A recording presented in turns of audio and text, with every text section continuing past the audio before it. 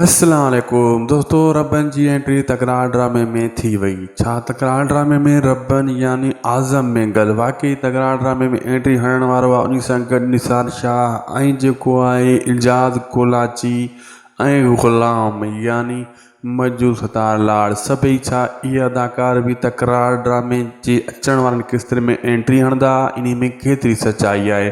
छा इन्हनि जे अचण सां तकरार ड्रामो अञा बहितर थी वेंदो या वरी अञा जेको आहे मिक्स अचार थी वेंदो?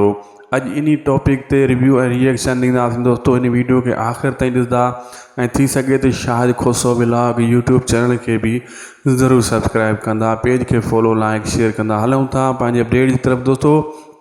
ये ॻाल्हियूं काफ़ी अरसे खां वठी हली रहियूं आहिनि त जेका ज़ेर ज़िंदगी ड्रामे जा इहे अदाकार हुआ, इन्हनि मां हिकु न हिकु को न को हाणे अदाकार अचण वारनि किस्तनि में एंट्री हणंदो तकरार में। जीअं वक़्तु एंट्री हई अहिड़े हिसाब सां या रब्बन या साईं निसार शाह या वरी जेको आहे इजाज़ कोलाची यानी जेको इजाज़ कोलाची खे तव्हां सुञाणंदा आहियो वारिस या ग़ुलाम, मतिलबु इन्हनि मां कोई न कोई अॻिते हली जेको आहे एंट्री हणी सघे थो। जावेद भी अची सघे थो, कोई भी अदाकार। अगरि इहे मिसाल जे तौर ते दोस्तों जे इहे अदाकारनि में इहे अची विया तकरार ड्रामे में, तव्हांखे छा थो लॻे?